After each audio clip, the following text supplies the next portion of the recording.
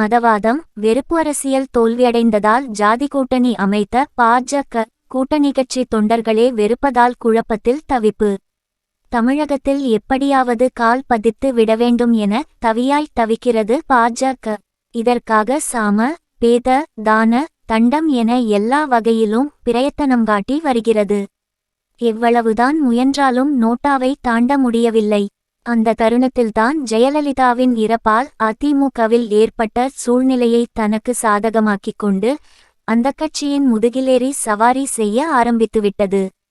பீகாரில் நிதிஷ்குமாரை பயன்படுத்தி கட்சியை வளர்த்தது போல இங்கும் அதிமுகவை வைத்து தங்கள் பலம் கூடிவிட்டதாக காட்ட வேண்டும் என்பதற்கான அத்தனை வழிகளையும் பாஜக கடைபிடித்து வருகிறது. கடந்த 2019ஆம் ஆண்டு நடந்த மக்களவை தேர்தலில் தமிழகத்தில் அதிமுக தலைமையில் பாஜக, பாட்டாளி மக்கள் கட்சி, புதிய நீதிக் கட்சி, புதிய தமிழகம், தமிழ் மாநில காங்கிரஸ், தேமுதிக மற்றும் சிறு கட்சிகள் இடம்பெற்றன. 2021ஆம் ஆண்டு நடைபெற்ற தமிழக சட்டப்பேரவை தேர்தலிலும் அதிமுக, பாஜக, பாமக, தமிழ் மாநில காங்கிரஸ், புரட்சி பாரதம் மற்றும் சிறிய கட்சிகள் கூட்டணி அமைத்தன. இதனிடையே அதிமுக ஓபிஎஸ் மற்றும் இபிஎஸ் தலைமையில் இரண்டாக பிளவுபட்டிருந்தபோதும் இரட்டையிலை சின்னத்தை கைப்பற்ற இருதரப்புமே பாஜகவை எதிர்பார்த்திருக்க வேண்டிய நிலை இருந்தது. இரட்டையிலை சின்னம் இபிஎஸ் வசமான பிறகு ஓபிஎஸ் தனித்து விடப்பட்டார். இபிஎஸ் தலைமையில் அதிமுகவும் பாஜகவும் கூட்டணியில் இருந்தாலும் பாஜக தலைவர் அண்ணாமலையின் சில நிலைப்பாடுகள், நிர்பந்தங்கள் அதிமுக தொண்டர்களிடையே கடும் அதிருப்தியை ஏற்படுத்தின. பேரறிஞர் அண்ணா குறித்தும் அதிமுக தலைவர் மறைந்த முன்னாள் முதல்வர் ஜெயலலிதா பற்றியும் அண்ணாமலை வெளியிட்ட கருத்துக்கள் கூட்டணிக்குள் வெறுப்பையும் புகைச்சலையும் ஏற்படுத்தியது. இதைத் தொடர்ந்து அதிமுக பாஜக கூட்டணி பிரிந்தது. அதிமுகவுக்காக கதவுகள் திறந்தே இருக்கின்றன என பாஜக தேசிய தலைவர்கள் கூறி வந்தாலும் எந்தவிதமான பலனும் ஏற்படவில்லை. கடைசியில் பாஜகவுடனான கூட்டணி முடிவுக்கு வந்ததாக அதிமுக தலைவர் எடப்பாடி பழனிசாமி அறிவித்தார். இதனால் 2024 மக்களவை தேர்தலில் பழைய கூட்டணி நீடிப்பதற்கான வாய்ப்பு இல்லாமல் ஆகிவிட்டது.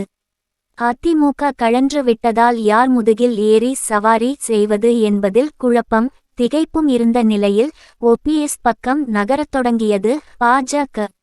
எடப்பாடியிடம் இருந்து இரட்டை இலையை பறிப்பது அல்லது அந்த சின்னத்தை முடக்குவது என்ற நோக்கில் இருந்த ஓபிஎஸ்க்கு பாஜகவின் உதவி தேவைப்பட்டதால் அவரை பயன்படுத்தி வாக்கு சதவீதத்தை உயர்த்த முடியுமா என பாஜக தரப்பில் கணக்கு போடப்பட்டது.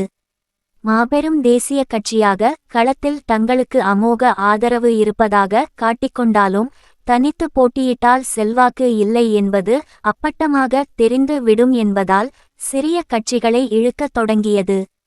இதை சாத்தியமாக்க ஒன்றிய ஏஜென்சிகள் மூலம் நடவடிக்கை எடுப்பதாக மிரட்டியும் மாநிலங்களவை எம்பி பதவி தருவதாக ஆசை காட்டியும் ஒவ்வொரு கட்சியுடனும் பேச்சுவார்த்தையை அண்ணாமலை நடத்தி வந்தார். குறிப்பாக வடதமிழகத்தில் பாமகவைத்தான் பாஜக பெரிதும் நம்பியிருந்தது. அதிமுக மற்றும் பாஜகவுடன் பாமக பேச்சுவார்த்தை நடத்தி வந்தது. ஏறக்குறைய ஒரு மாதமாக இது நீடித்தது.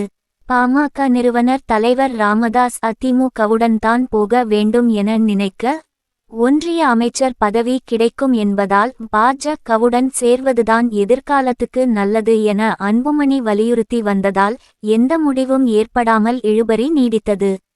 ஒரு வழியாக ஒன்றிய அரசின் வழக்கமான வழக்கு அஸ்திர பிரயோகங்கள் வேலை செய்ய பாஜகவுடன் கூட்டணி என்ற முடிவுக்கு வந்தார் ராமதாஸ். இதுபோல டிடிவி தினகரனின் அம்மா மக்கள் முன்னேற்றக் கழகம், பாரிவேந்தரின் ஐஜேகே, ஜான் பாண்டியனின் தமிழக மக்கள் முன்னேற்றக் கழகம், ஏச்சி சண்முகத்தின் புதிய நீதிக் கட்சி, தேவநாதனின் இந்திய மக்கள் கல்வி முன்னேற்றக் கழகம், ஜி.கே. வாசனின் தமாக ஆகியவற்றுடன் கூட்டணி ஒப்பந்தத்தை பாஜக இறுதி செய்துள்ளது. இவற்றில் ஜி.கே. வாசன் தவிர மற்ற அத்தனை கட்சிகளும் ஜாதிக் கட்சிகள் தான். பாமக மூலம் வன்னியர் வாக்குகள், ஜான் பாண்டியனின் தமமுக மூலம் தேவேந்திர குல வேளாளர் வாக்குகள், புதிய நீதிக்கட்சி மூலம் முதலியார் வாக்குகள், இந்திய மக்கள் கல்வி முன்னேற்றக் கழகம் மூலம் யாதவர் வாக்குகள், டிடிவி தினகரன் மற்றும் ஓபிஎஸ் மூலம் முக்குலத்தோர் வாக்குகள் மற்றும் பாரிவேந்தர் மூலம் உடையார் வாக்குகளை ஈர்க்க பாஜக கணக்கு போட்டிருப்பதாக அரசியல் வட்டாரங்கள் தெரிவிக்கின்றன. வடமாநிலங்களில் மதவாதத்தையும் வெறுப்பு அரசியலையும் பரப்பி அதன் மூலம் ஆதாயம் தேடி வந்துள்ள பாஜகவுக்கு தமிழகத்தில் வேரூன்றியுள்ள திராவிட கொள்கை பெரும் சவாலாக அமைந்திருக்கிறது.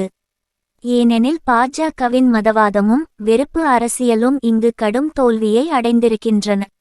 அதனால்தான் இங்கு ஜாதி கூட்டணியை பாஜக அமைத்துள்ளது. ஆனாலும் பாஜகவுடன் கூட்டணி சேர்ந்ததை அந்தந்த கட்சி தொண்டர்கள் கடுமையாக எதிர்த்து வருகின்றனர்.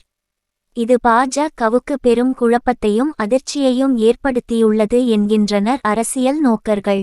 எனவே இந்த முறையும் இந்த கூட்டணியினர் 40 தொகுதியிலும் வைப்புத்தொகையை இழப்பது உறுதியென தமிழக மக்கள் வெளிப்படையாக பேசிக்கொள்கின்றனர்.